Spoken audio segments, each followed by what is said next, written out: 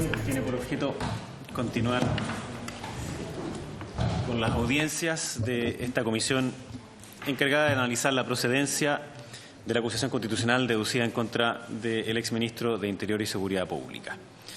Para estos efectos, el día de hoy está invitado el abogado y profesor don Arturo Fermandoa, quien se encuentra con nosotros, y la señora Marusella Mallea, que está por llegar, así que la vamos a tener en unos minutos más. Así que es mejor que, sin más preámbulo, le demos la palabra al profesor y abogado don Arturo Fermandoa. Don Arturo, la palabra es suya. Muchas gracias, señor presidente.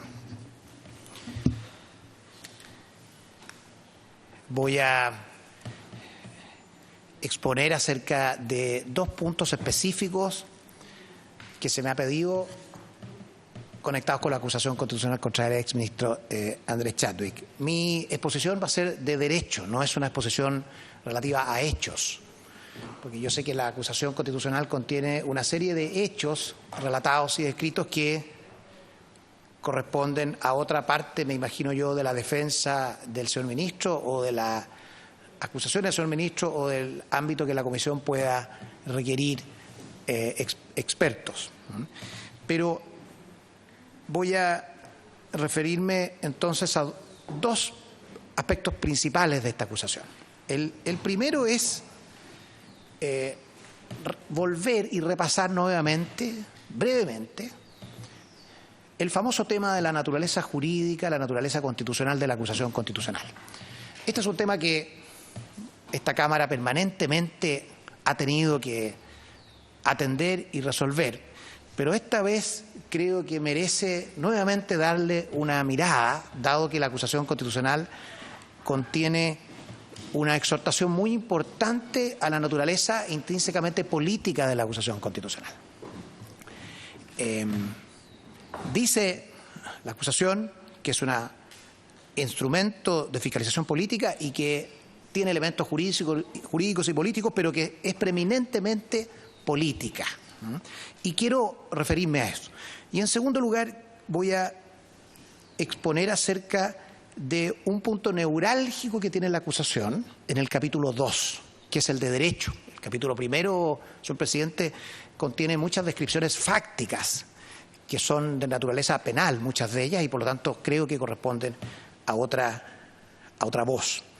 El punto neurálgico de la segunda parte de mi exposición dice relación con la conformidad o disconformidad que tiene o habría tenido el decreto de declaración de estado de emergencia en cuanto a ausencia de delegación del presidente de la República al jefe de la Defensa Nacional. La acusación gira intensamente en torno a la ausencia de una delegación de facultades por parte del presidente de la República al jefe de la Defensa Nacional y construye 5 de las 7 acusaciones en torno a ese supuesto. Por lo tanto, me llamó la atención constitucionalmente el rol que juega ahí y voy a hablar al respecto.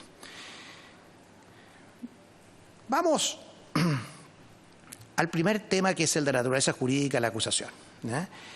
Quiero comenzar sosteniendo mi convicción de que la acusación constitucional, si bien tiene elementos jurídicos y políticos, toda la doctrina así lo acepta, es preeminentemente jurídica y no política, especialmente en las causales que se le imputan infringir al exministro Andrés Chadwick. A él se le imputa infringir la Constitución y la ley. Recordemos que a los ministros de Estado se les puede acusar por haber comprometido gravemente el honor o la seguridad de la nación y por haber infringido la Constitución o las leyes. Esa es la causal que se le imputa al ministro, y por los delitos de concusión, malversación de fondos públicos, soborno y traición. Hay 3 elementos que hacen una acusación constitucional preeminentemente jurídica más que política. La primera es que las causales que están en el artículo 52, número 1, son taxativas, no pueden inventarse, deben acreditarse y probarse de acuerdo a lo prevé el texto constitucional. Por lo tanto, tenemos un primer marco que es jurídico. Recordemos que la responsabilidad política, si no tuviera esta taxatividad, podría simplemente ejercerse y detonarse por falta de confianza política o simplemente por una acusación política o falta del voto de confianza o la destitución, como es en los regímenes parlamentarios. Eso no puede ocurrir aquí. Aquí hay que invocar y probar una causal. En segundo lugar, porque la causal que se le imputa al ministro Chadwick, en la parte que yo me encargo, es intrínsecamente jurídica, infringir la Constitución o las leyes. Es una apreciación, obviamente, un razonamiento jurídico. Y en tercer lugar, porque el debido proceso como garantía de justo y racional procedimiento, el artículo 19, número 3, incisos quinto y sexto, aplica necesariamente a una acusación constitucional. Si no fuera así, si no fuera preeminentemente jurídica, no tendría por qué darse un derecho a la defensa, permitirse la aportación de pruebas, etcétera, etcétera, que es lo que pide el 19, número 3 de la Constitución y que toda la doctrina está de acuerdo en que es aplicable a esta acusación. ¿Qué espacio político entonces tiene en una acusación la apreciación de aspectos puramente políticos? Uno puede decir la naturaleza de los entes que resuelven, la Cámara, el Senado. La determinación de la gravedad de los hechos, cuando la causal inicial dice comprometer gravemente el honor o la seguridad de la nación, esa gravedad puede de alguna forma ser susceptible de una apreciación política. Pero esta es una determinación limitada, tiene que estar también estandarizada por el resto de los ordenamientos jurídicos. No puede la Cámara estimar grave aquello que el ordenamiento jurídico no estima grave o estima leve. La acusación tiene un error, señor presidente, que quiero hacerme cargo. Se cita a los autores Bronfman, Cordero, Eduardo Cordero, y el profesor Aldunate, Lizana, en una obra. Y el escrito dice que los autores habrían afirmado que el conocimiento y fallo de la acusación constitucional involucra campos pertenecientes al orden político. Por ello parece razonable que las infracciones políticas sean resueltas por cuerpo de carácter político. Es decir, la tonalidad aquí es toda política. Pero si uno va a esa obra y lee a los profesores Bronfman, Aldunate y Cordero, profesor de la Universidad Católica del Paraíso, lo que realmente dicen es lo siguiente, comillas, su conocimiento y fallo abarca no solo aspectos jurídicos, sino también otros campos pertenecientes al orden político. O sea, los autores están reconociendo que esta es una mezcla política y jurídica. Digo esto porque la acusación se sirve intensamente de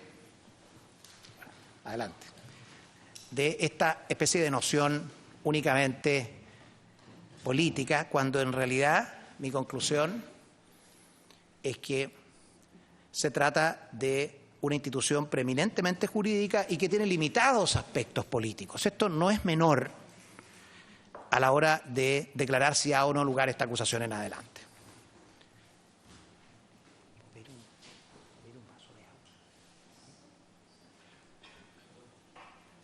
Un vaso de agua.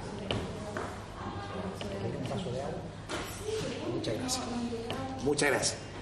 Muy amable. Vamos a la segunda parte, que es la más contingente, señor presidente, porque como decía,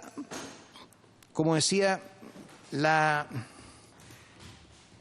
acusación se sustenta principalmente en un supuesto defecto jurídico constitucional, que consiste en que no habría existido una delegación por parte del presidente de la República al jefe de la Defensa Nacional y que, por supuesto, el ministro del Interior, al haber firmado ese decreto sin una delegación, habría incurrido en una infracción a la ley en la declaración del estado de emergencia y nombramiento del jefe de la Defensa. Muchas gracias.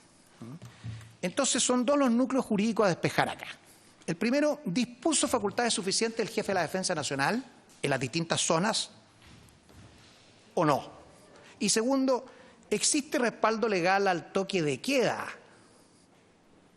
que se decretó por el jefe de la Defensa Nacional y las medidas para hacerlo cumplir?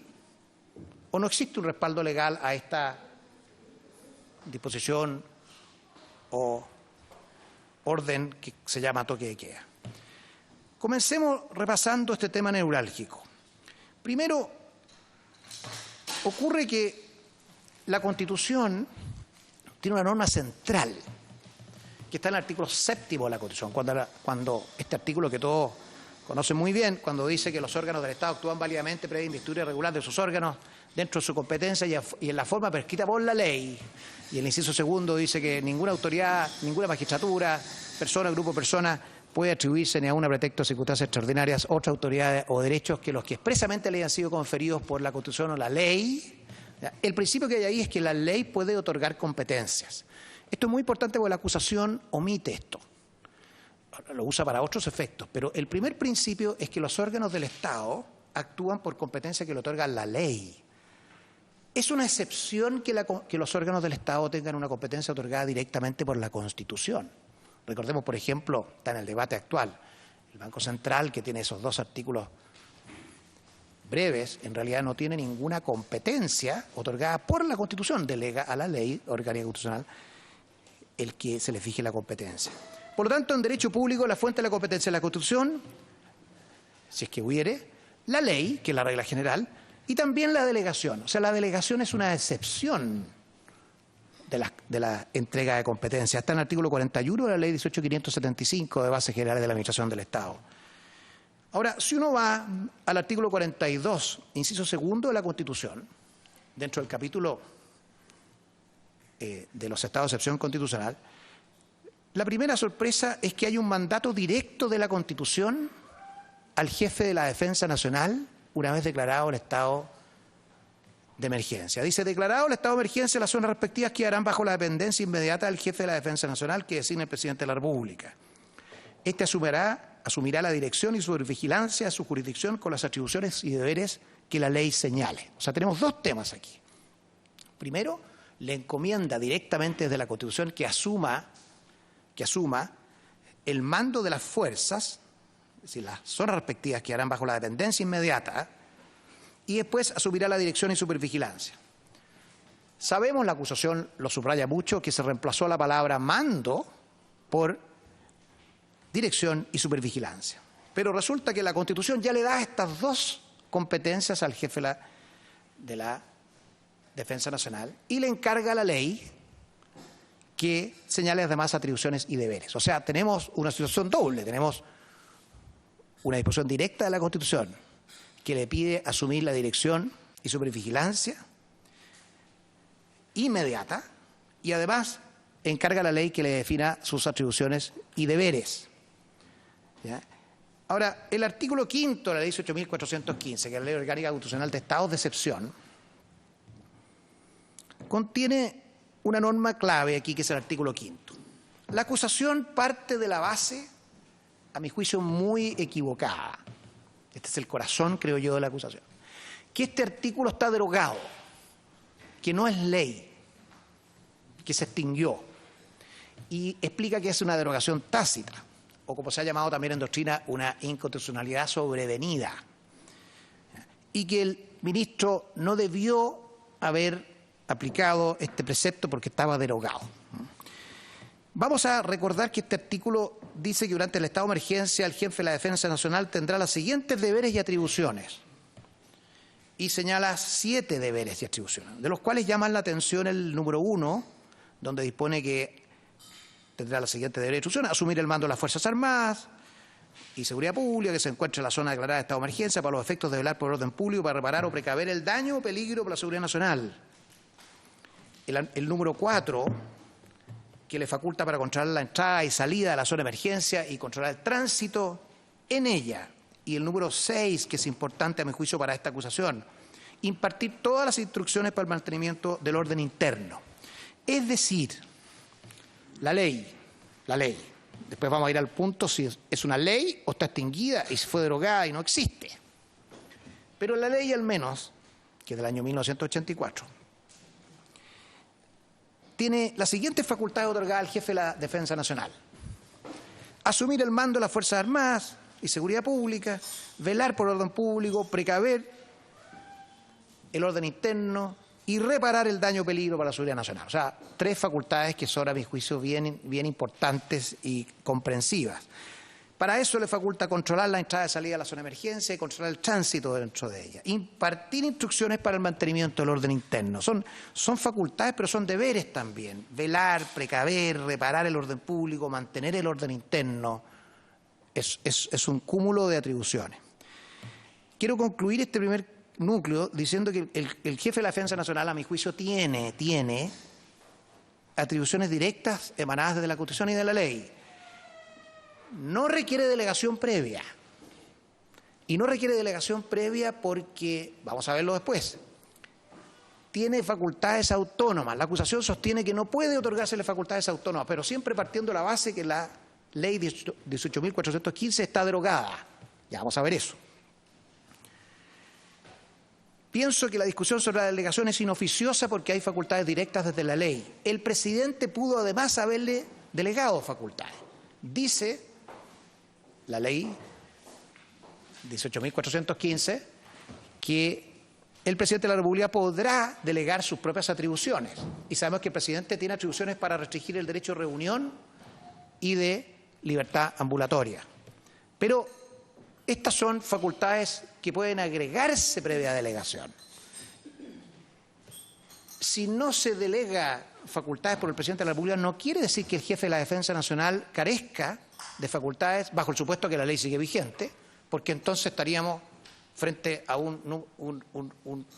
7 numerales del artículo 5 que no tendrían ningún contenido.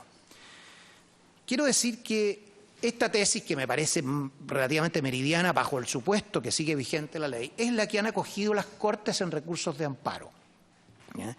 Estuve revisando en detalle los fallos de la Corte de Apelaciones de Santiago, roles 2207 y 2214 de 2019, ahora de hace pocos días, 29 de octubre, donde, confirmada por la Suprema, algunas no fueron apeladas, las de Puerto Montt, salvo una, y las Corte de Santiago fueron apeladas, confirmó la Corte Suprema. La Corte Suprema sostuvo exactamente esto, que existiendo suficientes facultades en el artículo 5 de la ley 18.415, directas al jefe de la Defensa Nacional, basta que éste sea nombrado como tal en las distintas zonas para que disponga de atribuciones suficientes para decretar el toque de queda y otras.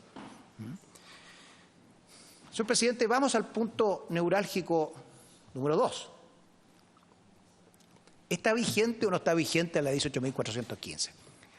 El punto es interesante porque la acusación sostiene que no está vigente, dado que el año 2005 se modificó la Constitución, ¿se acuerdan ustedes? 58 reformas, y se derogó el artículo 41, número 6 de la Constitución, y se reemplazó por otros textos.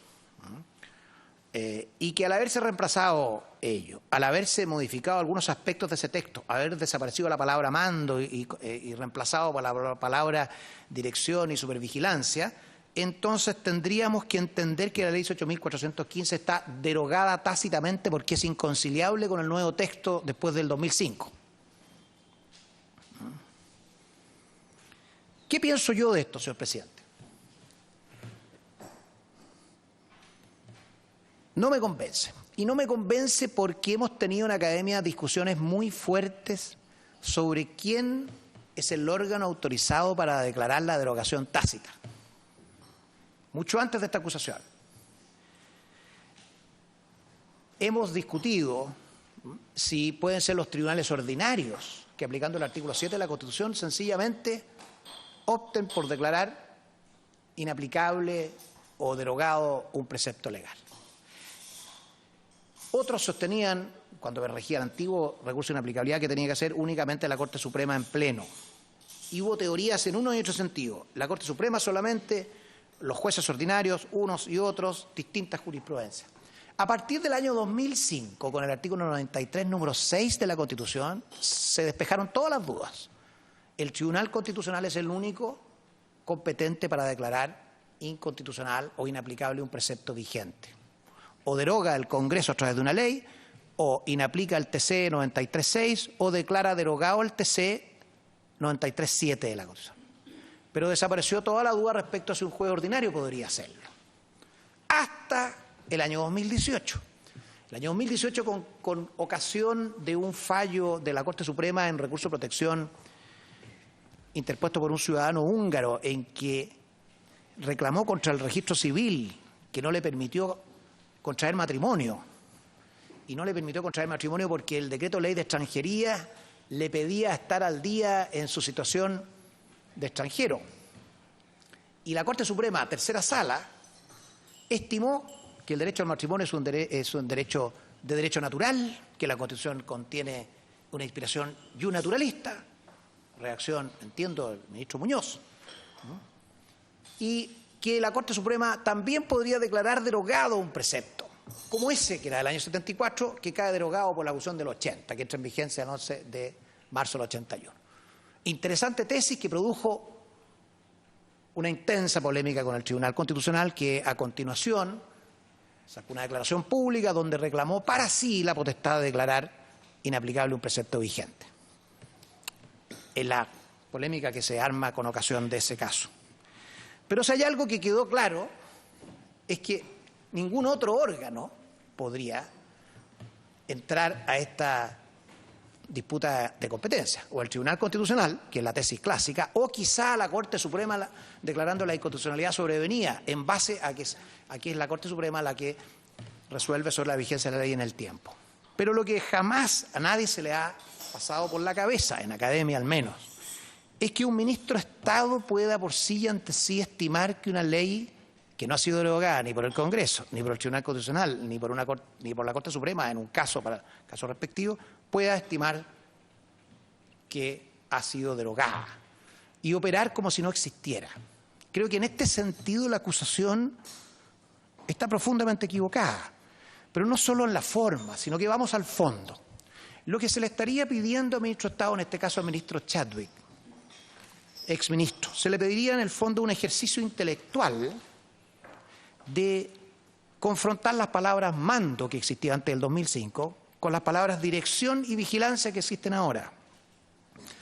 Y luego de esa confrontación, llegar a la conclusión que son inconciliables y por sí y ante sí, sin consultar a nadie, operar como si todas las facultades de los números 1, 4, 5, 6 y 7 del artículo 5 de la Ley 18.415 están derogadas. Si nosotros admitiéramos que los ministros de Estado hicieran eso, se arrogaran por sí y ante sí la facultad de declarar derogadas tácitamente normas legales que no han sido objeto de una derogación por el Congreso, ni por sentencias del TC o excepcionalmente de la Corte Suprema, entonces entraríamos en una incerteza absoluta de cuáles son las leyes vigentes. Recordemos que hay muchísimos cuerpos legales que datan de antes del año 80 e infinitos más antes del año 2005. Es aquí donde la acusación, creo yo, que incurre en un error constitucional grave. Todas las acusaciones al ministro Andrés Chadwick, que descansan en la falta de alegación por estar derogada supuestamente la Ley 18.415, no me parecen fundadas en absoluto por este detalle. Dijo la Corte de Puerto Montt en este punto: para configurar una derogación tácita, conociendo recursos de amparo interpuestos contra la declaración de estado de emergencia. Para configurar una derogación tácita respecto a una norma legal sería necesario que el precepto constitucional obste por completo la aplicación de dicha ley. Tiene razón la Corte. Tendría que haber una situación de inconciliación absoluta. Cuestión que en la especie no ocurre, le pareció a la Corte de Puerto Montt. Por lo dicho, no se advierte en la especie de la derogación de la regla general en cuestión, que impide al presidente asignar las facultades que la especie ha ejercido el recurrido para limitar el derecho a movilizarse. El presidente nombra a los jefes de zona. Por lo tanto, señor presidente, creo, y voy terminando, que carecen de fundamento las acusaciones de los números 1, 2, 3, 4 y 5 de la acusación constitucional. No me refiero a los otros dos, que son el capítulo primero, porque, de nuevo, están en el centro de aspectos fácticos de naturaleza penal que no soy la voz autorizada para comentar. Dos palabras finales sobre el toque de queda. Se me preguntó si, con las facultades que tiene el jefe de la Defensa Nacional, puede decretar toque de queda o no, y cuál sería las facultades que tendría el jefe de la Defensa Nacional si el toque de queda es infringido por algún ciudadano. Como sabemos que las facultades son de velar por el orden público, precaver y reparar el daño para la seguridad nacional, controlar la entrada y salida de la zona de emergencia y el tránsito en ella, impartir todas las instrucciones para mantener el orden interno, yo pienso que el jefe de la Defensa Nacional, con esas medidas no con las facultades de restringir el derecho de reunión y libertad ambulatoria de la Constitución, sino simplemente con estas facultades, ¿ya? ¿Puede el jefe nacional de la Defensa Nacional, podría estimarse que no tiene ninguna facultad compulsiva de ningún tipo? ¿Podría decretar un toque de queda y simplemente asistir a la infracción del toque de queda sin tomar ninguna medida de ningún tipo, constitucionalmente hablando? Yo creo que sería convertirlo en una especie de espectador, de coordinador, de consejero, pero no un jefe de la Defensa Nacional encargado de mantener el orden interno. O sea, me parecería que esa hipótesis, si eso es lo que se sugiere en la acusación, no es aceptable constitucionalmente. Recordemos que las Fuerzas Armadas, él es un representante de las Fuerzas Armadas, que dice el artículo 101 de la Constitución, son esenciales para la seguridad nacional. O sea, en la naturaleza de ese funcionario está, para eso se le llama, el que pueda adoptar las medidas proporcionadas, necesarias, para el respeto del toque de queda. Ahora, si usted me pregunta cuáles pueden ser, todas tienen que ser proporcionadas, razonables, desde luego, necesarias para restituir el completo control de la entrada y salida, para restituir el mantenimiento del orden interno y forzar su acatamiento. ¿Puede o no impedir físicamente la circulación de un sujeto que circula o infringe las normas de control de entrada y salida y de tránsito? Pienso que sí, para el solo efecto de conducirlo a su domicilio de la forma más pronta posible. ¿Puede disponer lo necesario para que ese sujeto no vuelva a circular o alterar el orden interno durante el tiempo de toque de queda que ha sido impedido por su norma? ¿Puede o no puede aprender a un sujeto infractor que no mostrara disposición a dirigirse de inmediatamente a su domicilio? Pienso que sí, para el solo efecto, proporcionada y transitoriamente, de que se conduzca a su domicilio en la medida de lo posible material de las fuerzas que están a cargo del respeto del orden público. Es decir, pienso que el jefe de la Defensa Nacional no puede ser un sujeto carente y vaciado de facultades, tiene que adoptar las medidas necesarias en un marco de prudencia, de proporcionalidad y de transitoriedad para que se respete el orden público. No podemos interpretar de otra forma la naturaleza de un jefe de la Defensa Nacional. Ahora, si el sujeto agrega delitos durante el orden público, esto es muy interesante, señor presidente, porque, y con esto voy a terminar, porque si uno revisa la cantidad de delitos que existen en el Código Penal, que velan por cuidar que las personas no se alcen contra la autoridad instituida, que no promuevan públicamente el desacatamiento del orden establecido, delitos que buscan que las personas no agredan u ofendan a la autoridad, que no promuevan los cambios institucionales por medios no previstos por la ley y la Constitución. Son por lo menos 5 o 6 delitos. Aquí espero que esta comisión va a citar a abogados penalistas.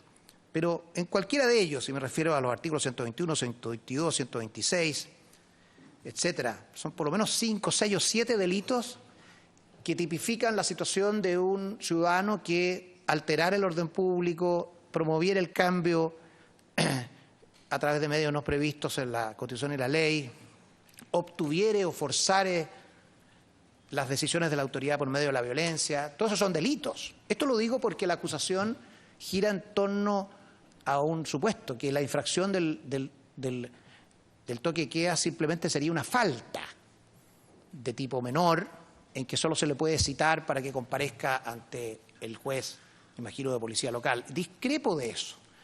dependiendo obviamente de las circunstancias, pero todo lo que sea atentados a la propiedad o incitación al alzamiento público, sin toque de queda, ya podría ser aprendido por flagrancia por cualquier persona, desde luego por la policía, pero mucho más por un jefe de la Defensa Nacional que está encargado de mantener el orden interno. Esto lo digo para que se analice con los especialistas de derecho penal en su minuto, porque me da la impresión de que en muchos casos puede haber ocurrido eso.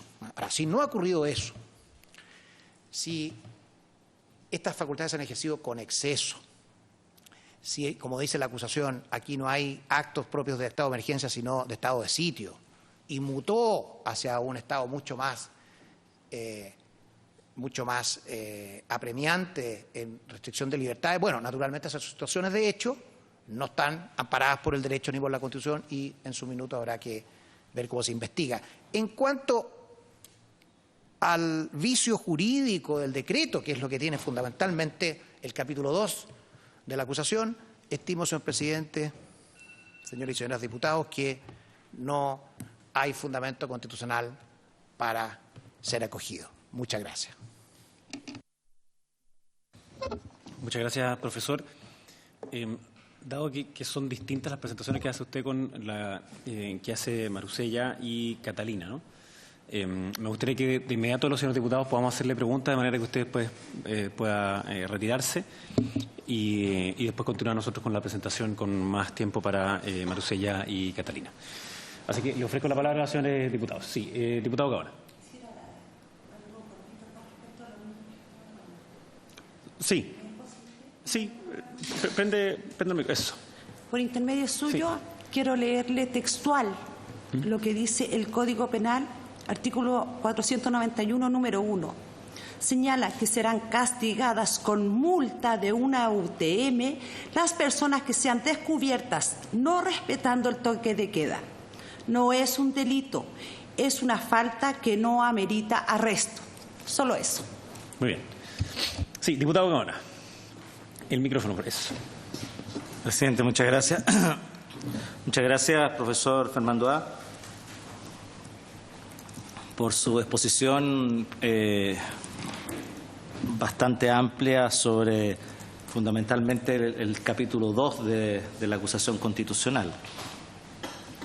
Y precisamente me aclara muchísimo respecto de algunas situaciones que han estado ocurriendo en las Cortes de Apelaciones. Efectivamente, han habido bastantes recursos en Cortes de Apelaciones respecto de la aplicabilidad de los toques de queda y la carencia que tendrían los decretos de excepción constitucional respecto de la dotación o delegación de facultades a los jefes de la Defensa Nacional en cada uno de los lugares geográficos donde esto se determinó. Y precisamente respecto a eso yo entiendo que buena parte, si no todos esos recursos de protección presentados en distintas Cortes de Apelaciones fueron rechazados y aquellos que fueron acogidos por las Cortes de Apelaciones después finalmente en la Corte Suprema también fueron modificadas sus sentencias. Entonces, de allí lo mismo, hace unos 2 o 3 días atrás, 2 días atrás, el miércoles, la Corte de Apelaciones de La Serena en fallo dividido acogió un recurso de protección de una persona que manifestó de que se le había afectado sus garantías constitucionales porque se le había impedido trabajar en esos horarios del toque de queda. En un fallo dividido, yo tiendo a pensar que el voto disidente es el voto acertado del abogado integrante más que del ministro de la Corte de Apelación o los 2 ministros de la Corte de Apelaciones que allí estaban, fundado precisamente en todos los otros resultados de estos recursos de protección en el resto del país. Pero igual hay cosas que me preocupan y por eso y señalan el fallo de la Corte de Apelaciones de La Serena. Se lo señalo porque yo soy diputado por esa región, entonces por eso es un tema que a mí me interesa muchísimo y evidentemente me preocupan los fallos que evidentemente se acatan y todo lo demás, pero eso no está exento de que uno pueda compartirlos o no compartirlos. Y además declara una actuación ilegal y prohíbe el dictar nuevamente el toque de queda. Por lo tanto, a mí me parece que es un fallo extemporáneo, absolutamente, y que por esa sola razón ni siquiera debería haberse acogido ese recurso de protección. Entonces quiero que me aclare eso, porque claramente aquella vulneración de esa garantía constitucional de la especie no es tal en el minuto en que se dicta ese fallo.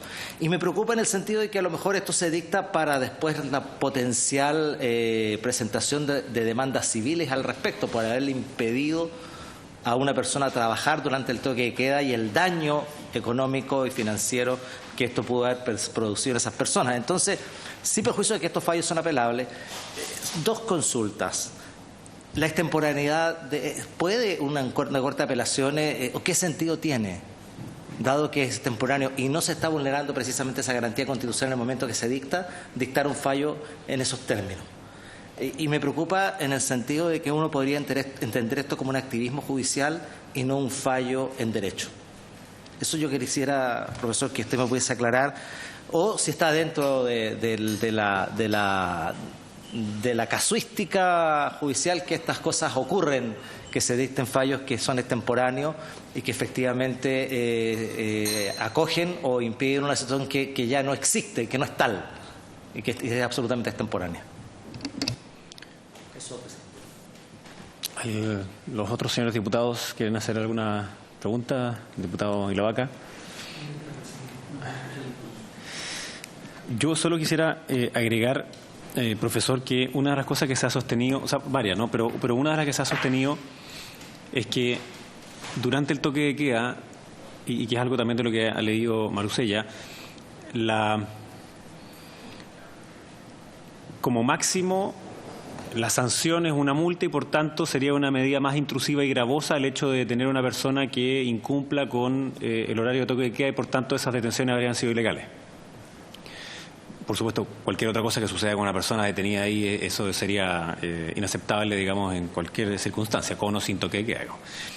Y eso lo han esgrimido algunos abogados acá para decir, primero, que no habría esta delegación de funciones, pero en segundo lugar que la detención es irregular, dado que la consecuencia del estar fuera, o sea, incumpliendo el toque de queda, es una sanción muy menor.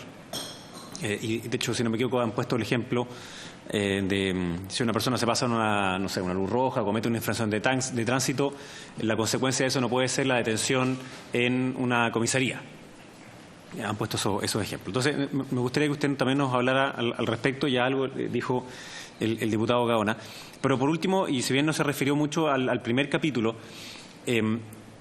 hay algo que también le he tratado de preguntar a algunos de los constitucionalistas que han venido acá para explicar como la historia sobre las acusaciones constitucionales. Y ellos han referido...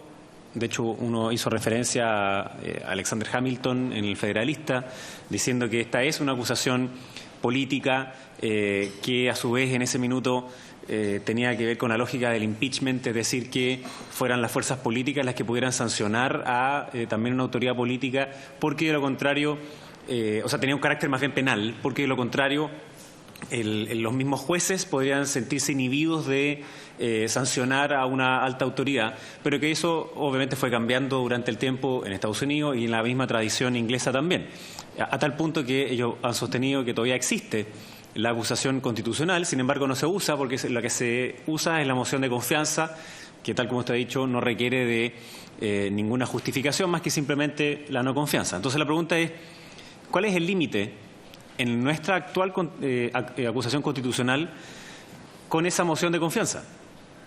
Porque si es que existe un gobierno que tiene mayoría presidencial pero minoría en el Congreso, teóricamente, desde la tesis de que esto es puramente político, se podría levantar una tesis de falta de confianza o de pérdida de confianza o de acusación política para todo el gabinete. Eso. Gracias, profesor. Bien. Señor presidente, muy interesantes las preguntas y observaciones. Me voy a hacer cargo de las tres, no sin antes, si quiere comentar sobre este tema de que el toque de queda puede sancionarse únicamente con una citación, como si fuera una falta. A mí me llama la atención la existencia de delitos aquí, porque el caso que así fuere, pero está tipificada muchas de las conductas que uno pudo ver.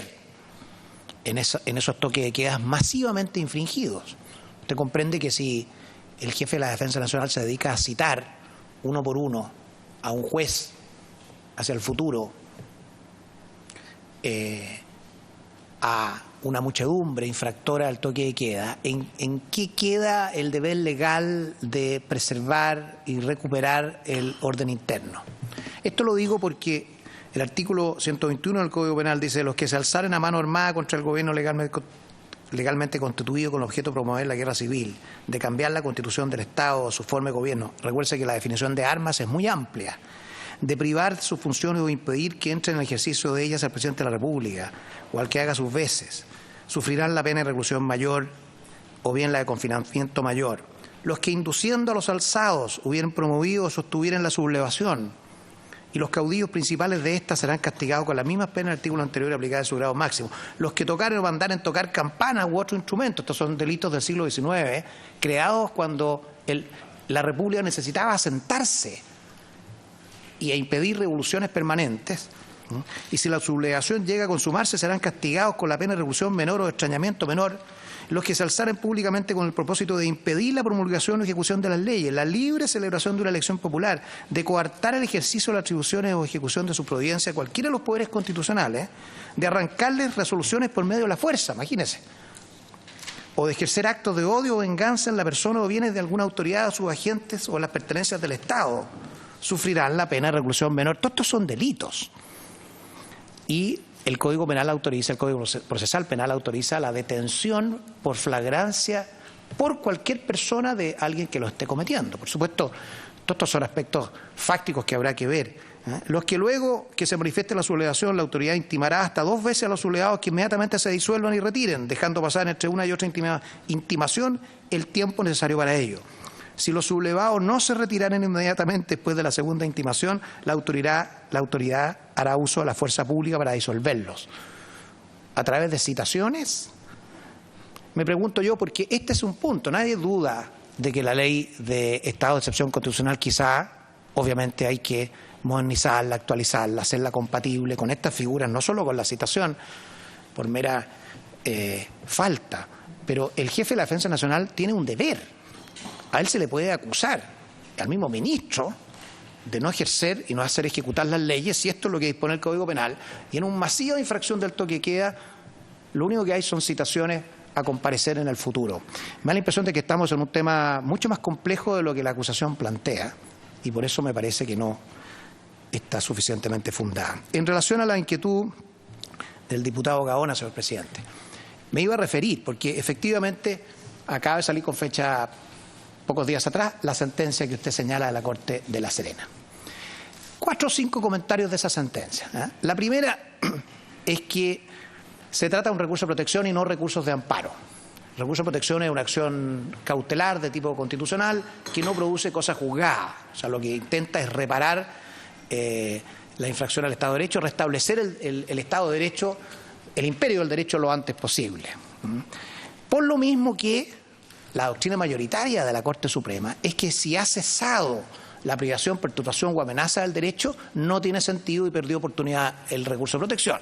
Es una doctrina mayoritaria que tiene algunas excepciones, pero obviamente es la doctrina más aplicada por nuestra Corte. ¿Ello por qué? Porque precisamente como no es una sentencia definitiva, de fondo, no declara derechos el recurso de protección, entonces no tiene sentido si ya ha cesado la privación, perturbación o amenaza. O sea, si el toque de queda terminó, esa sentencia se ubica en una situación muy excepcional porque no tendría sentido disponer de medidas, a menos que se entienda la amenaza, porque podría decretarse el toque de queda o el estado de emergencia sucesivamente en el futuro. Entonces se ordena por vía de amenaza que no se ordene, pero es una excepción completa. Pero hay más temas en relación a ese fallo. El primero es que, claro, no está firme, no está ejecutoriado, ha sido apelado por el Consejo de Defensa del Estado y subirá a la tercera sala de la Corte Suprema, la sala constitucional. Segundo, que lo que se invoca ahí no es una protección de la libertad personal o seguridad individual, ni de la vida, como es en los demás casos. Es mucho más intenso. Aquí es simplemente la libertad de trabajo, que es importante, pero es otra cosa. Pero en tercer lugar, yo leí ese fallo y no me convenció para nada, con el respeto que me merecen los magistrados de La Serena. ¿Sabe por qué?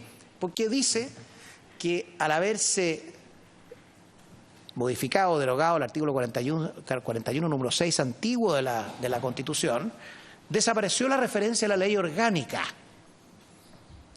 de estado de excepción, con lo cual concluye rápidamente, está derogado tácitamente el artículo quinto y no hay facultades para el jefe de la Defensa Nacional. Y en realidad eso no es así. El artículo 44 de la Constitución actual le dice expresamente: una ley orgánica constitucional regulará los estados de excepción, así como su declaración y aplicación de las medidas legales y administrativas que procederá a adoptar bajo aquello. O sea, permanece la referencia a la ley. No está derogado eso. Si estuviera derogado, claro, podría tener un indicio de razón. Pero además, el artículo 42, inciso segundo, que crea el estado de emergencia, dice: el declarado estado de emergencia, el jefe de la Defensa Nacional asumirá de inmediato, etcétera, asumirá la dirección y supervigilancia de la jurisdicción con las atribuciones y deberes que la ley señale. O sea, mantiene una segunda referencia a la ley. Ese fallo no me convence porque subsisten dos referencias a la ley y habilitaciones a la ley, y por eso que la ley 18.415, a mi juicio, bajo todo respeto, sigue vigente. Distinto si podemos discutir cuánto se ajusta al actual texto de la Constitución. En ese caso, el interesado tendrá que ir al Tribunal Constitucional y pedir la inaplicación de ese precepto. En relación a lo que usted pregunta, señor presidente, en 1711 se dicta el Impeachment Act en Inglaterra, que precisamente empieza a cambiar las cosas de la acusación puramente política a una acusación jurídica que convive con el voto de censura, por un lado, y el rechazo al voto de confianza en los regímenes parlamentarios. O sea, la naturaleza, después de estas modificaciones, comienza a mutar en cuanto a acusación constitucional o a la existencia de estos dos instrumentos o a su naturaleza jurídico-política, que no puede abandonar su esencia jurídica. Recordemos también una cosa interesante desde el punto de vista histórico: el que el Senado ejerza esta atribución jurisdiccional de aprobar o rechazar una acusación es una función jurisdiccional que es coherente con los inicios de la República. Recordemos que en el Parlamento se concentraban todos los poderes de Estado originalmente, desde el Privy Council en Inglaterra, y el Congreso ejercía funciones jurisdiccionales. Recordemos que durante la Constitución de 1833 la calificación de las elecciones la ejercían las cámaras, no había un tricel. Recordemos la Real Audiencia en la colonia. Recordemos que hasta hace muy poco la Corte Suprema en el Reino Unido era la Cámara de los Lores. Pero la mutación ha sido siempre hacia una mayor juridicidad de las actuaciones del Estado. O sea, los espacios de discrecionalidad, reunidos además en un solo poder contra lo que Montesquieu propuso en el Congreso, van cediendo y siendo una completa excepción. Por eso que pienso que en Chile, mientras no se cambie el régimen presidencial y se agreguen elementos de semipresidencialismo, que es lo que muchos proponen con el nuevo proceso constituyente a todo esto, es imposible sostener que por la vía de la mutación, como sostuvo por aquí un profesor y amigo nuestro, ya tenemos un régimen semipresidencial o parlamentario y esta acusación entonces ya no es jurídica, simplemente consiste en perder la confianza. Eso no es sostenible hoy día sin una reforma constitucional. Gracias. La diputada del Real y el diputado Ilavaca me han pedido la palabra. Diputada del Real. Gracias, presidente. Bueno, primero saludar al profesor Fernando A. y hacerle una pregunta. Hace pocos días atrás vimos en medios de comunicación que la empresa Walmart está haciendo una demanda contra el Estado de Chile por no defender la seguridad pública y con ello por toda la afectación de todos sus locales comerciales que han sido destruidos, quemados, dañados. También hemos escuchado que varias otras empresas se van a sumar a esta demanda al Estado de Chile. Bueno, hemos visto un daño en este poco más de un mes que llevamos en esta emergencia, de más de 20.000 pymes dañadas, más de 300.000 personas que han quedado sin empleo. O sea, el colapso ha sido enorme, general y de todo el país.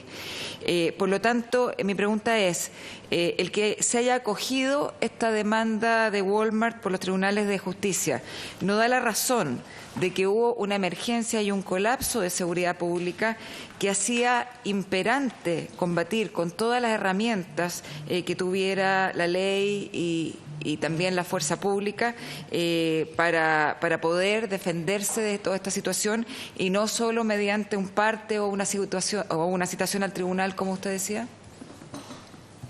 Diputado Lavaca. Muchas gracias, presidente. Saludar a los invitados, pedir excusas por el retraso, pero de la entrada a Santiago al Congreso me demoré 2 horas en llegar. Sí, entonces fue salvaje, no era imposible entrar a Santiago. Ya pedía las excusas. Preguntarle al profesor, estaba leyendo que es profesor de Derecho Constitucional, y me gustaría ver si es que nos pudiera relatar, profesor, cuál es el rol del ministro del Interior en general en términos técnicos. Hoy día constitucionalmente el ministro cumple un rol. ¿Cuál es una de las discusiones que se ha planteado al interior de la comisión? Y también en la defensa que plantea el mismo ministro. Se señala de que el ministro posee 2 tipos de facultades. Una, que él es garante, obviamente, sobre las fuerzas de orden y seguridad. Él debe velar por el correcto funcionamiento de las fuerzas de orden y de seguridad y que, por lo tanto, él no sería responsable por la operación que desarrollan las fuerzas de orden y seguridad. Es decir, como que existiera cierta posibilidad de dividir las responsabilidades, porque y la defensa lo señala súper claro, dice, ¿sabe qué?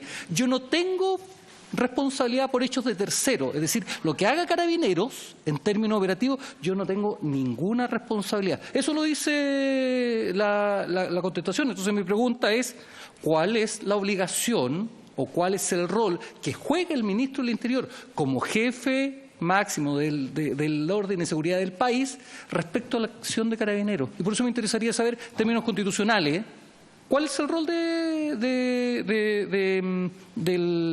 ministro del Interior en particular? Porque, en definitiva, aquí podríamos caer en el absurdo que hoy día entonces nadie es responsable, solamente van a ser responsables aquellas personas que cometen los actos ilegales en particular, y la responsabilidad del mando. Y más que nada eso, presidente. Gracias. Sí, yo quisiera también agregar algo al respecto de eso mismo, y es que no me acuerdo cuál fue el profesor que lo sostuvo, pero dijo que era imposible pedirle a una autoridad que en sus subordinados nadie cometiera ninguna ilegalidad. Una cuestión evidente, digamos.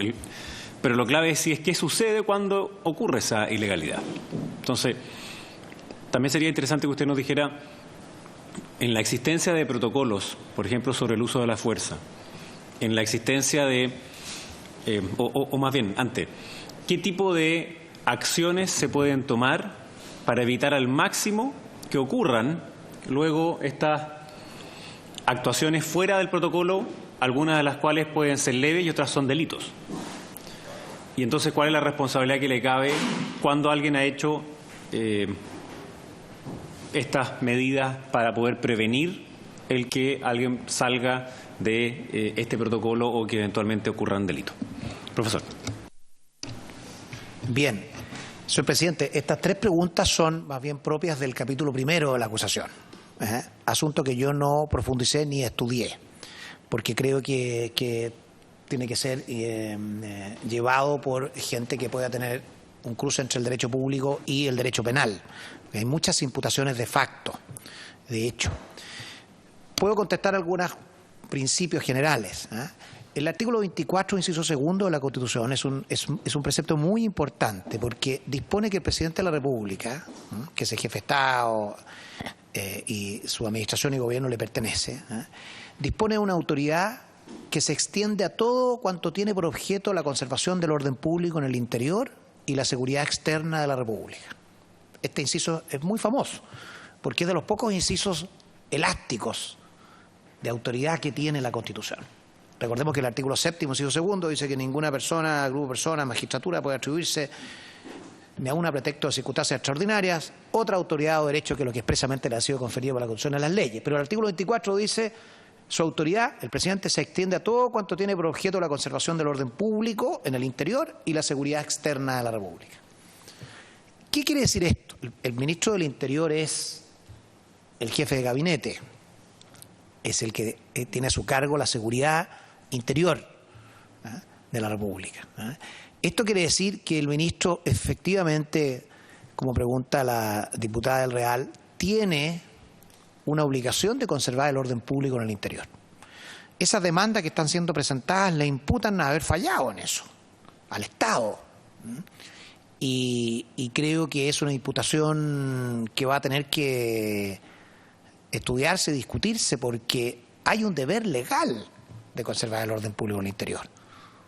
Desde que la literatura moderna creó el Estado, Hobbes, Locke, Rousseau, esta es la función central del Estado, garantizar la paz. Sin eso no hay Estado. Con distintas variantes los autores así lo recoge el artículo 24 de la Constitución. Ahora, dentro de los marcos legales, por supuesto, dentro de los marcos legales, y ese es el asunto que debe ser, obviamente, revisado por esta comisión. Me parece, como pregunta el diputado Ilavaca, que el ministro del Interior tiene una responsabilidad ulterior, no es inmediata, como la responsabilidad penal es personal. Obviamente no se le puede inculpar por cada ilegalidad o cada exceso o cada eventual delito que se haya cometido por las fuerzas en terreno. Eso no cabe, es personal. Su responsabilidad se extiende a las posibles omisiones que pudieron haber acaecido al reaccionar frente a esos excesos o delitos, que es todo tema fáctico, de nuevo, señor presidente, en el cual yo no he entrado. Me parece, eso sí, que las instrucciones y los protocolos, que sí los revisé en su minuto, al menos en un primer compás, otorgan al ministro del Interior y al presidente de la República la cobertura de proporcionalidad y de legalidad que requiere el uso de la fuerza. De ahí en adelante, las infracciones, obviamente, que no puedan haber haber desobedecido órdenes o infringido protocolos, las responsabilidades penales son de los involucrados, y la responsabilidad política del ministro es adoptar las medidas razonables que pueda con la velocidad necesaria para que eso no se repita. Si eso ocurrió o no, creo que es tema que pertenece a otros expertos y a otros antecedentes. Muy bien, muchas gracias, profesor. Lo dejamos libre para que pueda salir. Le agradezco su presentación. Entiendo que nos llegó un informe en derecho por parte de la defensa que nos fue entregado el día de ayer, así que vamos a tener tiempo para poder verlo con más detalle durante estos días. Muchas gracias por hacer llegar una minuta también. Muchas gracias, profesor. Eso. Sí, tengo una minuta que puedo hacer llegar a la Secretaría de la Comisión. Por favor, sería muy bueno también poder ponerlo como antecedente en nuestra página web. Si quiere se puede poner un poquito más acá para que no queden tan en el costado.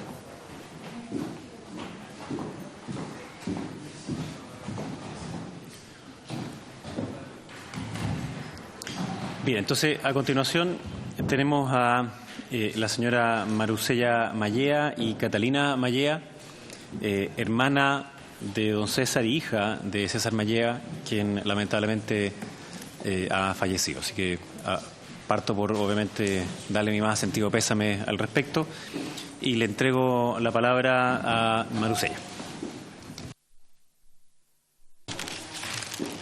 Buenos días, señor presidente de la Comisión y a todas las presentes. Mi nombre es Marusella Mallea González. de profesión profesora de ciencia básica. Y me acompaña a mi lado está Catalina Maya Quirós, 19 años, técnico en recursos humanos, hija mayor de mi hermano. Paso a relatarles los hechos que ocurrieron y que nos han cambiado la vida desde este 24 de octubre recién pasado. Les cuento de mi hermano. Mi hermano, César Rodrigo Maya González, 46 años, padre de 3 hijos. Catalina presente, como les decía anteriormente, aquí a mi lado, Ricardo de 12 años y Camila de 11 años. Y se encontraba él separado, de hecho era casado en segundas nupcias con la señora Ana Castillo, de la cual se encontraba separado, de hecho, alrededor del mes de abril de este año. Lo que yo he recopilado, en realidad con ello he tratado de formar un relato, porque aún no tengo claro y quiero ser muy transparente en ello. Todavía, ya el lunes se va a cumplir un mes de que mi hermano lo mataron, porque así quiero que sea caratulado. No es un suicidio esto fue un asesinato. Y el lunes próximo se cumple un mes de este hecho y aún yo no he visto las supuestas cámaras que grabaron toda la situación de mi hermano. Y sigo encontrando miles más de incongruencias. En este momento nosotros tuvimos que pedir resguardo porque estamos siendo tremendamente amedrentados por carabineros. No podemos salir solo a las calles. Es por eso que le pedí yo a mi sobrina que viniéramos juntas. Me pregunto yo, en primera instancia, si Carabineros está siendo tan transparente y fue tan correcto en su actuar, porque nos están amenazando, porque nos amedrentan, porque nos persiguen. Yo estoy durmiendo alrededor de 2 o 3 horas diarias. Ello porque Carabineros se instala fuera de mi casa, me prende la luz de la baliza, me toca la bocina y hasta que yo no me asome a la ventana, ellos no se retiran de mi domicilio. Quisiera que alguien me respondiera a raíz de qué, si ellos fueron transparentes y los hechos ocurrieron supuestamente como ellos dicen. Bueno, retomo. Mi hermano salió alrededor de las 6 de la tarde del domicilio donde vivía con mis padres, porque como dije antes, él estaba separado, de hecho, y mi papá me dice que él le dijo que volvía luego. Sin embargo, mi hermano se dirige al domicilio de Catalina, a quien la iba a ver a diario, y en muchas ocasiones más de 1, 2, 3 veces. Catalina me cuenta que su papá la recogió en la esquina de donde ella vivía, que ella estaba participando de un cacerolazo pacífico dentro del lugar donde ella vive. Él le invita a subirse al auto y juntos se dirigieron a una plaza cercana al domicilio de Catalina, Plaza El Prado. Allí estuvieron conversando y compartiendo hasta alrededor de las 11:30 de la noche, hora en que mi hermano se despide de ella y quedan en reunirse al día siguiente como era costumbre. Ese día siguiente que nunca volvió, nunca se dio. A las 2 de la mañana, Catalina me indica que mi hermano le envía un audio, que lo tengo en mi poder, donde habla muy poco. Pero yo como hermana, Catalina como hija, podemos corroborar que mi hermano no había consumido nada de alcohol como en algún momento se hizo creer. Según me relata su exmujer Ana, a las 2:30 de la mañana él se comunica con ella, supuestamente desde la comisaría, que está ubicada en 18 de septiembre, número 169. Él El teléfono de la comisaría es 229-225640. Le informa haber sido detenido por infringir el toque de queda. Solo eso. Y que por favor lo espere al otro día en la Fiscalía de Talagante, donde lo liberarían a las 8 de la mañana. Esta llamada la hace de un teléfono que no es el teléfono de la comisaría. Es el teléfono de una funcionaria supuestamente de Carabineros.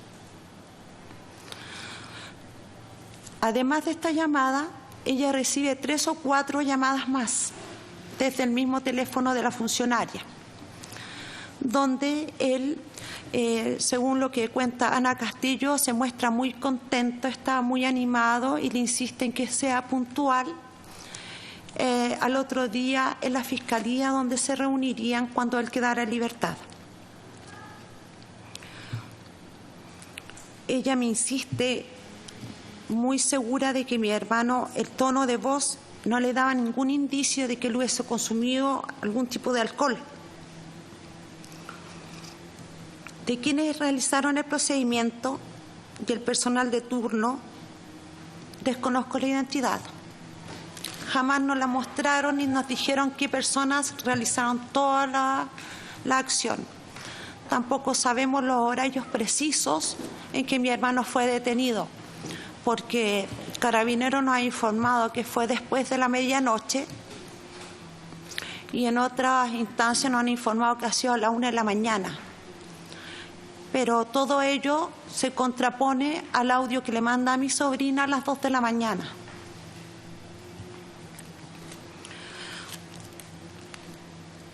Según me narra Ana Castillo, ella tiene un registro de las llamadas recibidas y perdidas del mismo número, que lo poseo también. Dice que ella habló aproximadamente hasta las 3 de la mañana por teléfono con mi hermano y posteriormente recibe una llamada a las 4:45 que, según lo que ella dice, estaba durmiendo, por tanto no sintió el teléfono. Y finalmente a las 4:48 Ana responde el teléfono, donde una funcionaria le pregunta si tiene en qué trasladarse a la comisaría. En ese momento ella le dice que no y la funcionaria le indica que le enviaría una patrulla a recogerla a su domicilio. Perdón. Llegando a la 56 comisaría de Peñaflor, Ana se encuentra con una formación inusual. Según me cuenta, había una formación de carabineros en media luna. Y ella pregunta qué es lo que pasa. El oficial a cargo le informa que mi hermano César Rodrigo Maya González se había ahorcado en el calabozo de la comisaría y que estaba muerto. Tras estos hechos, según me relata su señora, ella contacta a un familiar de nombre Juan Arancibia. Y este se acompaña de otra persona del cual desconozco su nombre e identidad, para que la acompañaran. Ella solicita ver el cuerpo de mi hermano en la comisaría y le es negada su petición. Según relato de Juan Arancibia, un civil y tío de la señora Ana Castillo, es requerido por Carabineros para ayudar a poner el cuerpo de mi hermano César Maya González en una bolsa para trasladar cadáveres.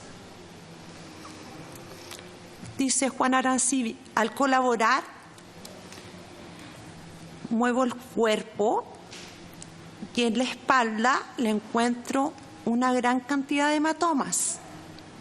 Giro rápidamente el cuerpo hacia el otro lado y también tenía muchos hematomas. Cuando le pregunto al carabinero a quien ayudo, me responde, ya rapidito a la bolsa, hagamos la cortita. El señor Arancibia gira el cuerpo, dice, y ve que mi hermano había sido golpeado brutalmente.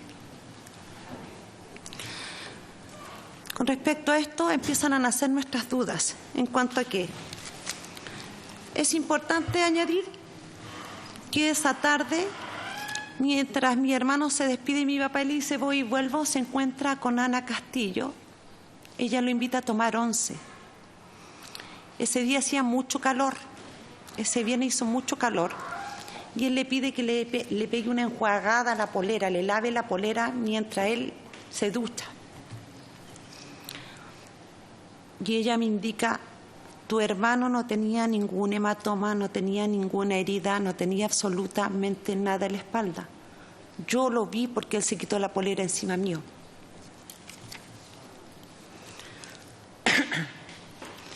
A las 6:30 aproximadamente, mis padres reciben una llamada de una supuesta funcionaria de Carabineros, esta vez del teléfono de la comisaría, quien con absoluta frialdad y vía telefónica les informa a mis padres que su único hijo varón se había ahorcado en los calabozos de la comisaría de Peñaflor y que se acercaran al recinto. Hago mención que mis padres son los dos jubilados, mayores de 70 años ambos. Mis papás a las 6:30 hacen que mi hijo menor que estaba con ellos, que tiene 18 años, me llame. Devuelvo el llamado rápidamente. Ellos me cuentan lo ocurrido con mi hermano. Dice que están desesperados porque le acaban de llamar y le dicen que mi hermano se había ahorcado en la celda de la comisaría de Peñaflor. La verdad es que yo no me podía convencer. Mi hermano en ningún momento nos dio un indicio de depresión, de pena. Él había estado hacía 2 días atrás en mi casa. Yo, por razones particulares, tengo la custodia de su hija menor, Camila, de 11 años. Y él había estado justamente allá a razón de que venía Halloween y la niña quería un disfraz. Y ellos habían quedado de acuerdo que el día sábado, 26 de octubre, iban a ir juntos a comprar ese disfraz. Cuando llegué a la comisaría, efectivamente lo primero que vimos fue el vehículo en que se trasladaba mi hermano, con todas sus puertas abiertas, sin seguro, nada. Extraño porque normalmente cuando detienen el auto, un vehículo, alguien en un vehículo, dejan todo cerrado para que nadie se robe nada. Aquí, muy por el contrario, estaba todo abierto hasta vidrios abajo.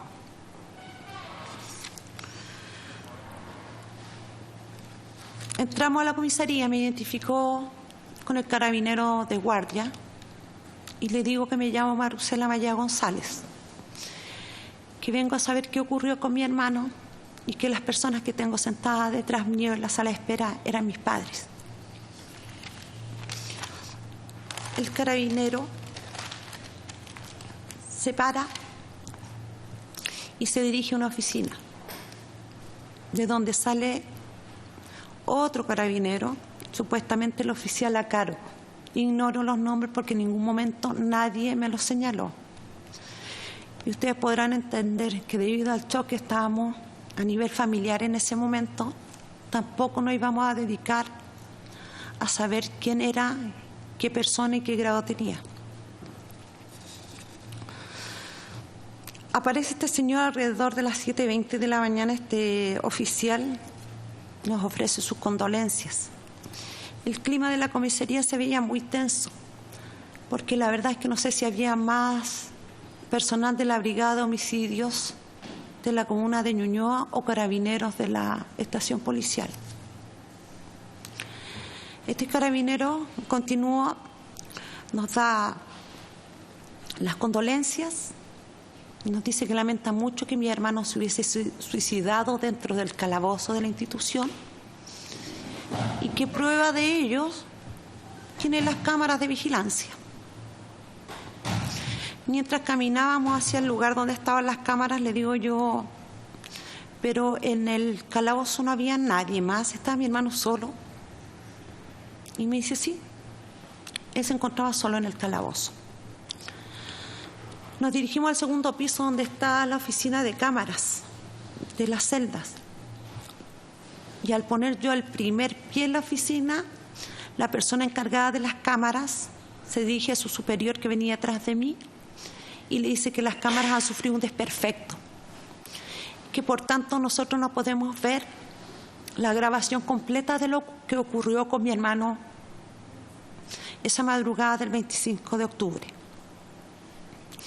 Pero sí nos ofrecen ver el principio, cuando mi hermano es ingresado al calabozo. Y finalmente, cuando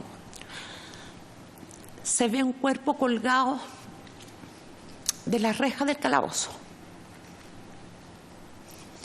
En el principio, yo veo a mi hermano ingresar al calabozo en forma muy pacífica y no le noto en su caminar ningún indicio que me mostrara que él hubiese ingerido alcohol en el grado que dice Carabineros, 1,72. Mi hermano se sienta siempre muy equilibrado, sienta su cuerpo sobre una frazada en el suelo, se quita las zapatillas, las deja ordenadas al lado de la frazada que había estirado para acostarse en el suelo. Se tapa con otra frazada que le había proveído Carabineros supuestamente, se ubica en posición fetal y duerme. Cuando yo veo toda esta imagen, me fijo que atrás había como una especie de banca de cemento y veo un bulto ahí. Entonces le digo al oficial, ¿y usted me puede decir? Le dije yo, si me dijo en principio que no había nadie más en la celda, ¿qué es lo que yo estoy viendo detrás de mi hermano, a 30 centímetros de él? Ah, me dice, es otro detenido que había. Bueno, ¿en qué quedamos? ¿Estaba solo o estaba acompañado? No, me dice, estaba acompañado. Al responderme esto, el oficial, entonces le digo yo, y fíjese, le dije que están súper cercanos los cuerpos, están como a 30 centímetros. Sí, me dice, más o menos a 30 centímetros. Entonces yo insisto y le digo, ¿y esta persona que supuestamente estaba detenida en el calabozo con mi hermano, no vio ni escuchó nada de lo que usted me cuenta que hizo mi hermano? Y su respuesta fue tan categórica, me dice, no, él no vio ni escuchó nada.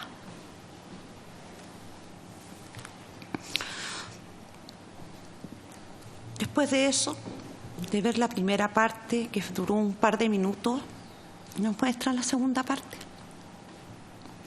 Entonces, donde se ve el calabozo absolutamente oscuro, se ven siluetas.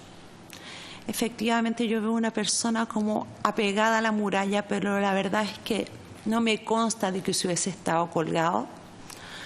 Veo también 3 individuos entrando, carabineros uniformados, un varón de cuerpo robusto, una carabinero, mujer de alrededor de 1,60 m, y otro joven más o menos de la misma estatura. Ingresando como muy rápido, abren la celda, descuelgan a mi hermano, lo ponen en el suelo y le comienzan a hacer RCP. Todo esto aparentemente. Eso fue todo lo que vi de lo que ocurrió con mi hermano ese día. Y repito, hasta la fecha no me han mostrado más.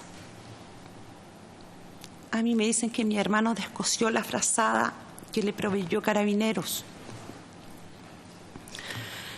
para que descosió la orilla de la frazada y con eso se ahorcó. Me dice también Carabineros, en cuanto recogí yo la información de la carpeta investigativa, que en alguna instancia una carabinera entró, o carabinero, no recuerdo bien, pero un funcionario entró a la celda que mi hermano firmara unos documentos y lo descubrió supuestamente con un trozo de esta cinta y se la quitó. Yo me pregunto, entonces, ¿y con qué se ahorcó mi hermano supuestamente si ella se la quitó? Me responden, con el otro lado de la frazada había la otra cinta. dejo la reflexión. Si Carabineros en algún momento descubre y le quita un elemento que probablemente puede ayudar a atentar contra la vida de una persona, pero al mismo tiempo le deja ese mismo elemento, ¿cuál es el criterio que usaron? O sea, no lo hagas con este, hazlo con ese que es más largo, que te va a asegurar a ti lo que tú quieras hacer, porque este funcionario no le informó a sus superiores y a la persona de turno de lo que había acontecido.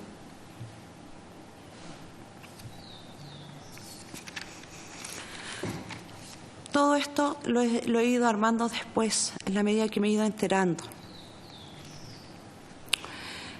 Cuando bajamos de la oficina de cámaras, de calabozos, nos bajamos con un montón de interrogantes, como familia. Aparte del shock, no nos cuadraba por ningún lado la grabación. Se nos acercaron 2 personas, funcionarios de Brigada de Homicidios. Un subcomisario, Fabián Pérez, subinspector, perdón, Fabián Pérez, y un subcomisario, comisario, Sebastián Vergara. Y en forma oral nos indica que para ellos es muy extraña la muerte de mi hermano y que van a investigar la veracidad de los hechos. Nosotros de ahí quisimos retirarnos. Yo veo el auto de mi hermano y dije, ¿quién lo va a retirar? Me devuelvo, entro a la comisaría nuevamente y le solicito al carabinero de guardia que había hablado en primera instancia si me podían hacer entrega del vehículo. Me dice que sí. Se para, va a una oficina y vuelve y me dice, no, me dice, ¿sabe qué? Todas las pertenencias de su hermano se las entregamos a la señora Ana, que es la señora legal de él. Ah, le digo, yo estuve aquí, ella sí me dice, estuvo aquí. Ya, perfecto. Llego hasta la puerta, voy a abrir la puerta y este carabinero me llama. Y me dice, pero sabe que hay otras cosas más de su hermano. Y me entrega un par de zapatillas, que efectivamente son de mi hermano, y me entrega un jeans doblado y planchado.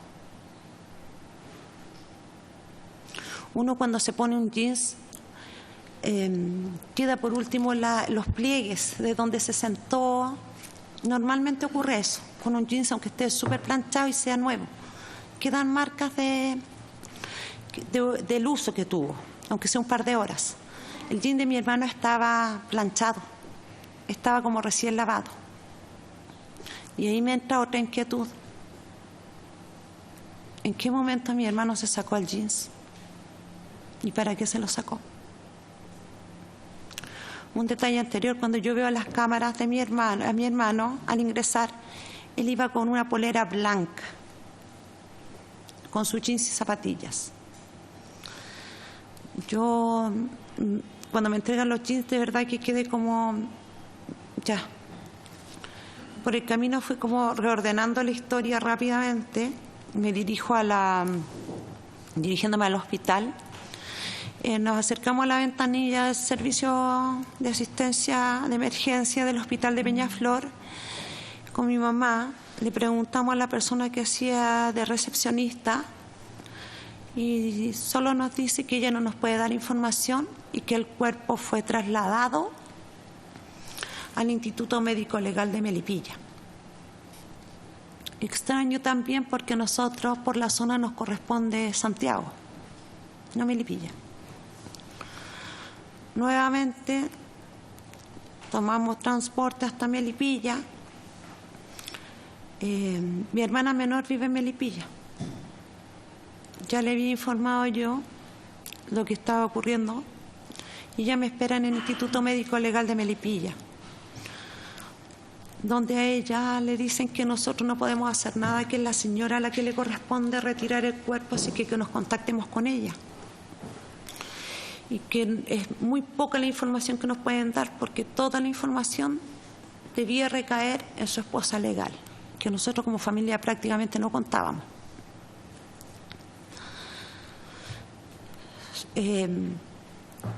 solo le informan que era probable que le hiciera la autopsia a las 12 del día. Yo ya me había contactado con gente de derechos humanos para solicitar que alguien se hiciera presente en la autopsia, debido a un montón de cosas que yo veía que no eran y que no correspondían a la muerte de mi hermano. Sin embargo, el Instituto Médico Legal de Melipilla me dicen que ellos no dejan entrar a nadie porque pueden intervenir la autopsia, que solo la autopsia la hace personal de ellos. Además nos indican que cuando se entregue el cuerpo podrán estar un par de minutos su esposa y una persona que ella decida. Después de toda esta gran información que nos da el Instituto Médico Legal, nos volvimos a nuestro domicilio a contactar a Ana Castillo. Logramos conversar con ella y pedirle que ella fuera a retirar el cuerpo, supuestamente el otro día. Yo personalmente con mi marido le recogimos en un domicilio. Nos dirigimos a Melipilla y allá nos encontramos con que solo podía entrar ella y entró mi hermana menor, porque ella era muy apegada, mucho más que yo, porque tenemos más diferencias de edad con mi hermano. Entraron las dos, las dejaron ver un par de minutos a mi hermano. No pudieron verlo desnudo para ver si tenía golpes. No pudieron tocarlo. Solo lo pudieron observar dentro del ataúd. Lo que sí mi hermana me hace alcance, y no sé, algún médico en algún momento podrá asegurarme si es normal o no, que mi hermano tenía dedos quebrados de su mano. Tenía sus manos y uñas con una especie de necrosis. Tenía fracturada su nariz. Tenía múltiples hematomas en su cara. El labio inferior roto. Una semana después me entero que mi hermano tiene fracturas de la segunda a la quinta costilla en ambos lados. No sé si todo eso será producto de un suicidio. Cuando nos entregan el cuerpo nos pasan un solo documento, el cual no es detallado para nada y dice lo siguiente: asfixia por ahorcamiento.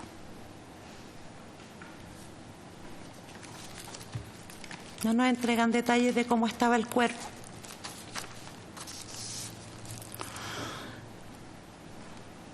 Mi hermana sale de haber visto a mi hermano deshecha.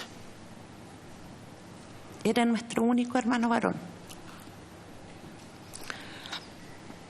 Me cuenta que lo que ve no es su hermano.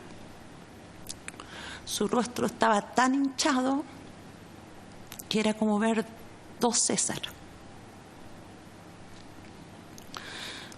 No me podía convencer yo. La verdad es que no me podía convencer. Y dentro de todo el dolor le digo yo: ¿y te dijeron con qué ropa venía? Sí, me dice, venía con un buzo. ¿Qué? Le digo yo, ¿un buzo? Sí, me dice mi hermana Silvana, un buzo. Le dije, ¿cuándo ha usado buzo mi hermano? Me dice, no sé, me dice, venía con un buzo. No sé en qué momento se cambió ropa, la verdad. Porque él jamás ha ido a ningún lado con buzo, no usa buzo. Él usaba puro jeans. Por su trabajo, hacía mecánica y todas esas cosas, el buzo no le servía, siempre andaba con jeans. No me podía convencer de que mi hermano estuviera ahí. Yo veía desde afuera, porque tampoco me dejaron ingresar dentro del recinto del patio que tienen ellos en Melipilla. veía el ataúd de mi hermano y la verdad es que no me podía convencer que fuera él. Ese día nosotros nos íbamos a juntar, ese día sábado. Y me tuve que ir a juntar con él al Instituto Médico Legal dentro de un ataúd.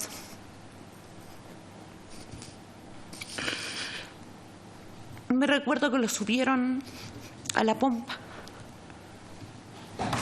Y yo ahí le pedí al joven de la pompa que por favor me abriera el ataúd, la parte del vidrio, porque yo quería ver que efectivamente fuera mi hermano. Hasta ese momento no me convencía de que mi hermano estuviera muerto.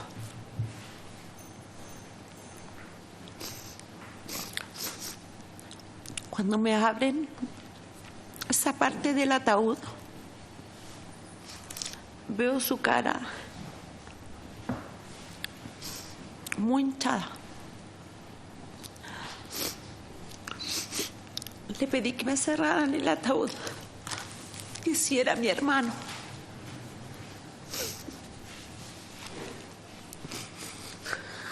Nos empezamos a trasladar al pueblo donde nosotros crecimos, Mayoco, que es la comuna de Peñaflor.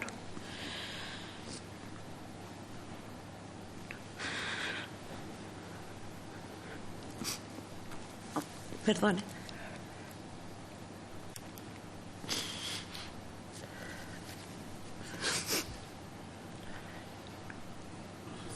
Quiere Marcela tomarse un minuto, no hay ningún problema. Si quiere, podemos suspender un minuto para que podamos continuar después, una vez que pueda. No hay ningún problema en eso.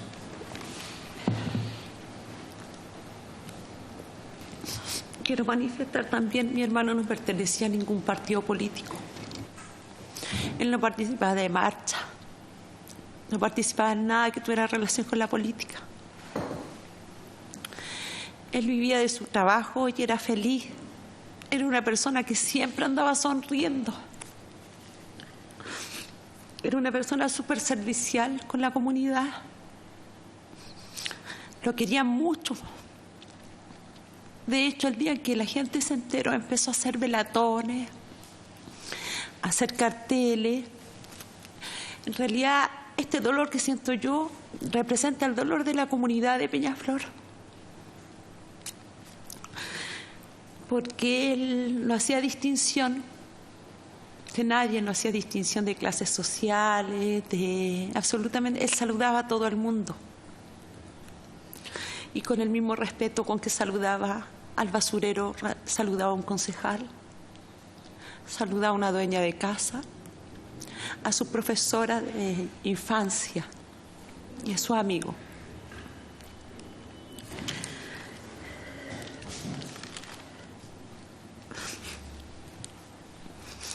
Yo lo que pido es que Carabineros se ponga la mano en el corazón y acepte y haga público que sí ha cometido excesos. Y no tan solo en el caso de mi hermano.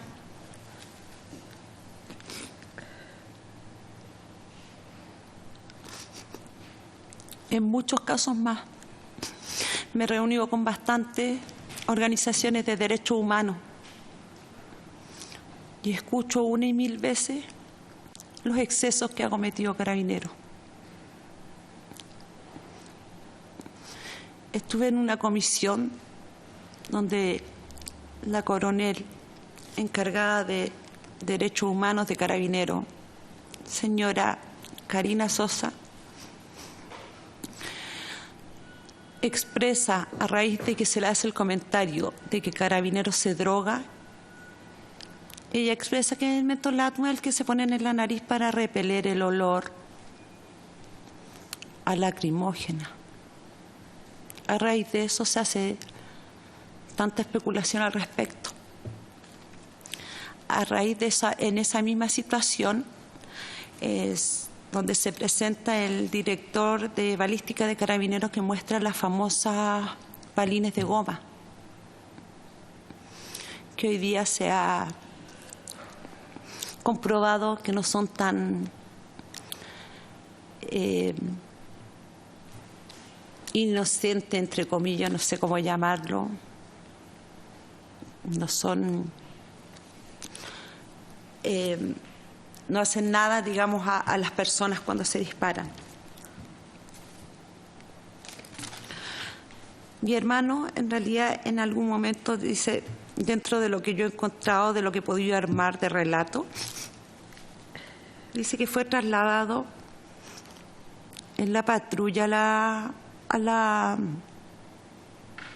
emergencia. En principio ellos dicen también que le pidieron una ambulancia, pero finalmente lo trasladaron a la patrulla. Han declarado tantas cosas al respecto. Sus argumentos son tan livianos, tan poco precisos, que creo que en algún momento se tendrá que saber la verdad.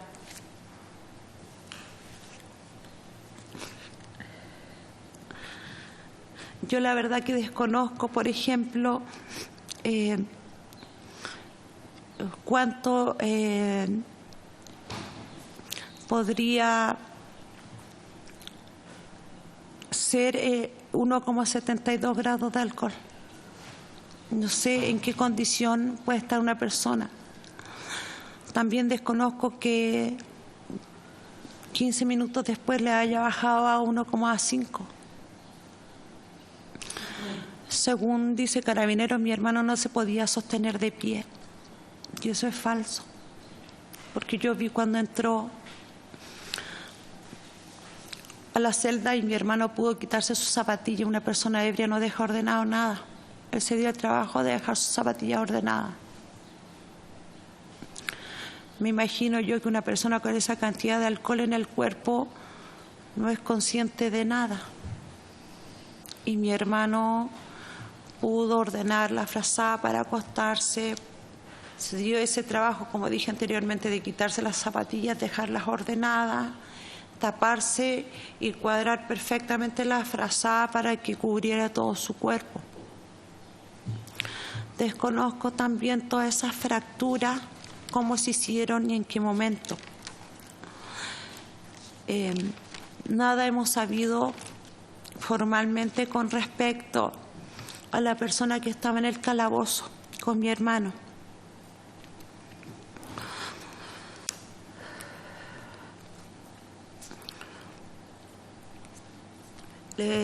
También les hago notar que según Carabineros mi hermano se ahorcó colgándose una reja de 2 metros.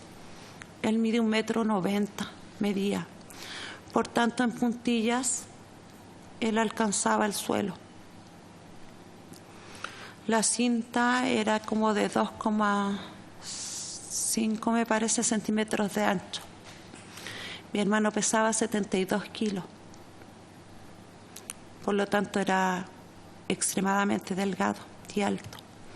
No sé si la cinta sería capaz de sostener ese cuerpo. Además de ello, me apoyo en la estatura de mi hermano, que claramente 10 centímetros me hacen dudar de lo que Carabineros dice. Nuevamente le hago notar que mi hermano entra con jeans y polera blanca y sale de la comisaría con pantalón de buzo. La polera blanca por ningún lado desapareció.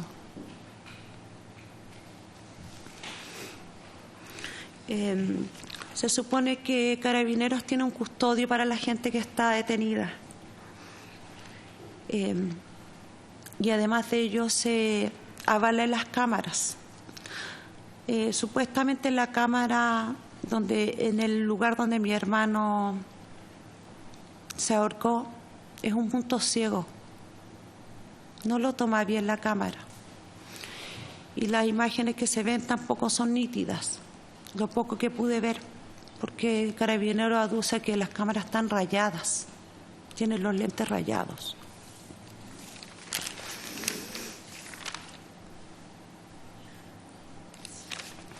Y junto con esto, la cámara con desperfecto, que no es menor.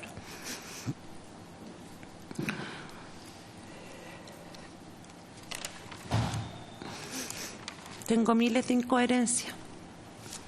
Hoy tengo en mi poder la carpeta investigativa del caso de mi hermano. Y cada vez puedo decirlo con mayor certeza. Mi hermano fue asesinado en la 56 Comisaría de Peñaflor. Esto no es un suicidio. Al otro día, un joven de apellido Aburto, en Molina, no sé si están al tanto, pierde la vida, entre comillas, de la misma manera que mi hermano. También este joven descose la wincha de la frazada y se ahorca de la misma forma. Si voy más atrás en el tiempo, no sé si recuerdan a Magarena Valdés. También aparece ahorcada en extrañas circunstancias dentro de su casa. Y así he ido recopilando información, y este tipo de asesinatos que comete Carabineros es algo sistemático. No es una situación aislada lo de mi hermano. Aparece esta niña, la Mimo, también ahorcada supuestamente. Y si sigo adelante, sumo y sigue. No sé cómo le llamará Carabinero a este procedimiento. El pecado de mi hermano fue andar en la calle, infringir el toque de queda.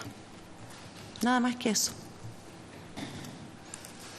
No sé por qué lo condujeron a la comisaría si no correspondía. Claramente, como le mencioné delante, el Código Penal, en el artículo 495, la ley 495, artículo 1, dice que es solamente una sanción, una multa de una OTM. Mi hermano, como les repito, no estaba haciendo desórdenes, no estaba manifestándose, no cumplía con ninguna de las otras alternativas que podrían haber hecho que él fuera un peligro en alguna medida para alguien. Él solo conducía su auto con destino a la casa de mis papás, donde nunca llegó.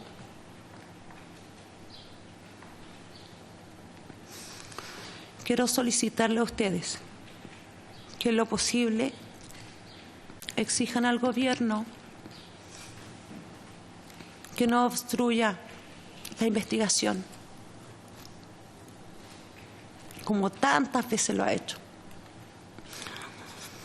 Nosotros, si bien es cierto, somos de clase media pobre, porque hoy día existen dos clases sociales para mí en Chile, los ricos y los pobres.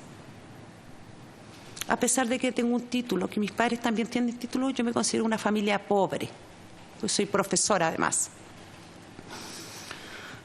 Pero eso no le da derecho al gobierno que sea, al de turno, al que esté, de matarnos a nuestros familiares y callarlo. Yo creo que el dolor que estoy sintiendo hoy día es como si hubiese perdido un hijo. Y estoy segura que todos ustedes, o la mayoría de ustedes, tienen hijos. Les pido que se pongan en mi lugar. Les pido que me ayuden a que esto no pase más en Chile. No es posible que esto ocurra en nuestro país. Nosotros somos Price. Mi papá fue torturado. Yo tenía 7 años, fui secuestrada con mi mamá y mis hermanos. Sufrimos mucha persecución. Y esto que está ocurriendo hoy día nos abre una nueva herida. La vez anterior mi papá tuvo suerte porque no lo mataron, pero estuvieron a punto. Y esta vez no puedo contar con la misma suerte de mi hermano.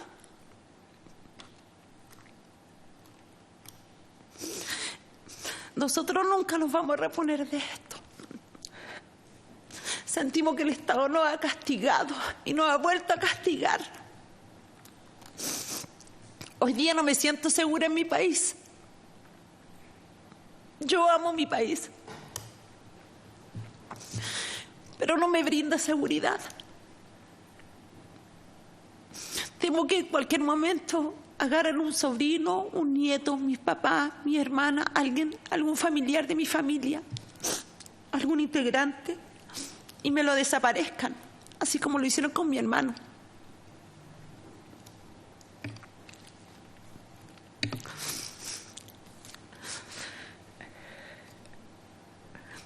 Catalina, mi sobrina, es primera vez que escucha esto, porque habíamos tratado de mantenerla al margen, entre comillas. Pero ella todavía me pregunta qué le hicieron a mi papá. ¿Por qué le hicieron esto a mi papá si mi papá no estaba metido en nada?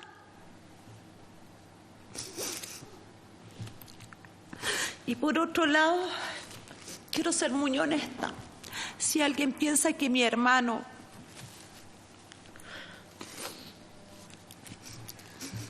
pudo haberse quitado la vida porque estaba detenido, porque le dio miedo, no. Mi hermano había estado varias veces detenido. Entonces tampoco me da eso como alguna base para que yo piense que por una detención que él estaba seguro de que iba a salir al otro día, hubiese tomado esa determinación. Bajo ningún punto. Y aunque traten de obstaculizar, yo sé que la gente que es responsable de estos hechos no va a poder descansar. Y no lo digo en tono de amenaza. Nosotros como familia, a pesar de todo el dolor que sentimos y lo poco que podemos dormir además, lo hacemos en paz, porque tenemos nuestra conciencia tranquila. Yo puedo mostrar mis manos y no las tengo manchadas de sangre. Soy profesora y las tengo manchadas de amor por mis alumnos, por un Chile mejor, un Chile más justo. Creo que son pocos los carabineros que pueden mostrar su palma de las manos sin que se le venga a la conciencia el exceso que han cometido hoy día en el país. Y no tan solo de hoy día, este abuso ha sido sistemático, aunque el gobierno diga lo contrario. Yo vivo en un pueblo chico, pero por lo menos allá el abuso es sistemático. La gente se queja de que Carabineros los golpea, que los humilla, los patea, los denigra como personas. Entonces a mí no me vengan con ese discurso barato de que esto es una situación que ocurrió en un momento puntual, porque no es así. Y no quiero ver a mi país así. Me da pena el Chile que tenemos hoy día. Me da mucha pena. Me da pena el Chile que le voy a dejar a mis nietos y a mis hijos chicos. Creo que con toda esta revolución que ha habido social, está la oportunidad de que esto cambie. Y está en manos de todos ustedes que cambie. Yo desde mi puesto me voy a enfocar en buscar la justicia para mi hermano. No me quiero morir. Y esto se lo digo para Carabineros también. Yo no me quiero morir. No quiero tener un accidente. No quiero amanecer muerta en mi cama ni colgada en mi casa. Ninguno de mis familiares necesita eso ni desea eso. Por eso nos estamos cuidando. Por eso andamos mínimo de 2 en la calle. Les pido por favor que ayuden a cambiar este Chile que tenemos hoy. Porque lo necesitamos, de verdad que los pobres necesitamos tener un Chile más digno y mejor. Gracias, señor presidente. Muchas gracias, Maricela, por tu testimonio. Entiendo que, por supuesto, es emocionalmente muy difícil. Escucharte para nosotros también, por supuesto, es desgarrador. Lamento muchísimo lo que están viviendo como familia, tú como hermana, Catalina. Es difícil para nosotros hacerte preguntas, obviamente, después de escuchar el testimonio que tú has hecho. A mí solamente me gustaría saber en qué está la investigación. Y no sé si algún otro diputado quiere hacer algún otro comentario, pero para tener una claridad en todo lo que tú has presentado, lo que leíste era el informe del Servicio Médico Legal, ¿no? Ah, no, ok. Entonces, eso es lo que me interesaría saber. O sea, ¿cuál es en qué está esa investigación? Si hay investigación, si hay sumario interno, porque creo que es importante para lo que viene. Con respecto a la investigación, se le dieron 90 días. A pesar de que me he entrevistado un par de veces con la fiscal a cargo del caso, hay muchas diligencias por hacer. Hay cosas que no coinciden claramente. Hay otras cosas que a mí me causan dudas, muchas dudas. Afortunadamente soy una muy buena lectora. Eso me ha ayudado mucho para informarme y buscar argumentos con respecto a muchas de las cosas que a nosotros nos hacen ruido. Nosotros desde principio a fin vamos a descartar absolutamente que mi hermano se haya querido quitar la vida, porque nunca fue su espíritu.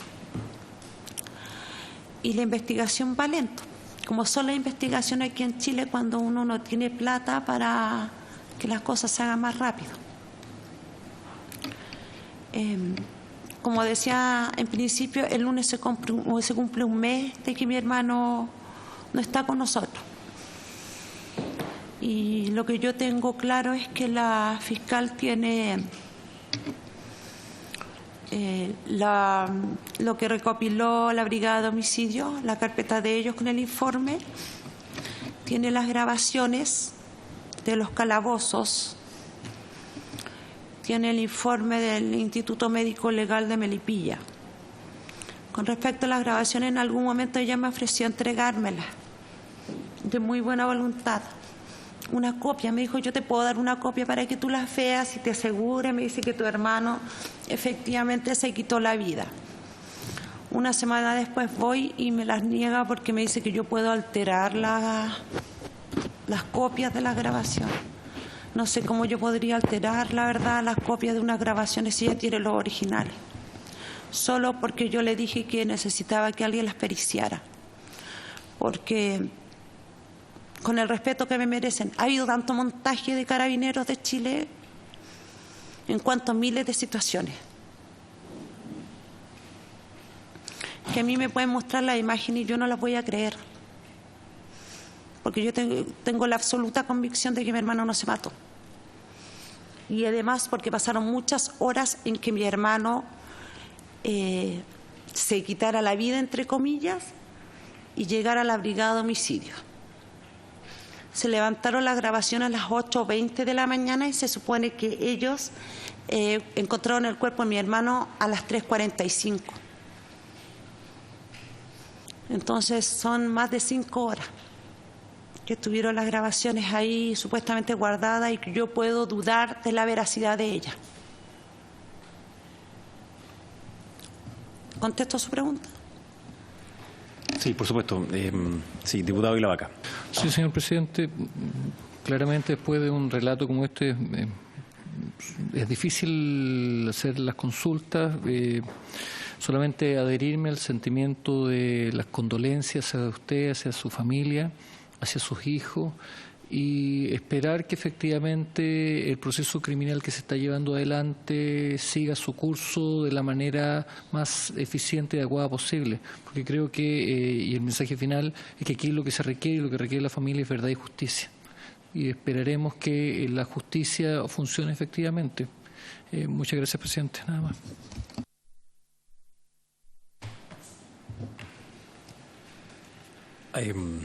Marcela, gracias por venir a esta comisión. Sé que además tuvimos que reagendar con respecto al lunes, así que te agradezco que hayas podido venir de nuevo a Catalina. Y por supuesto que, como te digo, tu testimonio por supuesto es desgarrador. Espero que puedan encontrar esa justicia y esa verdad de manera no de recuperar, porque eso no se recupera, sino que simplemente uno aprende a convivir con eso, que es distinto. Pero por supuesto que esa verdad y esa justicia es fundamental para poder convivir con eso mismo. Así que muchas gracias, Marusela, y vamos a suspender la comisión para que pueda retirarte.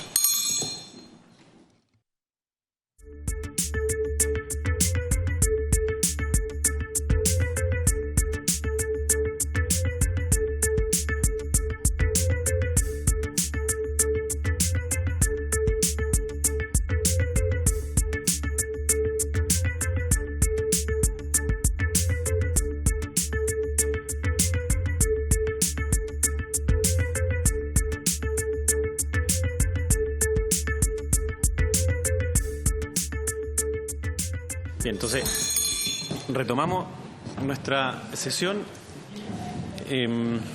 Quisiera, con el acuerdo de los señores diputados, que podamos pedir 3 oficios. Primero a a la 56 Comisaría de Peñaflor, para que ellos nos entreguen información sobre lo que ha relatado aquí Marusela. Segundo, al Servicio Médico Legal de Melipilla.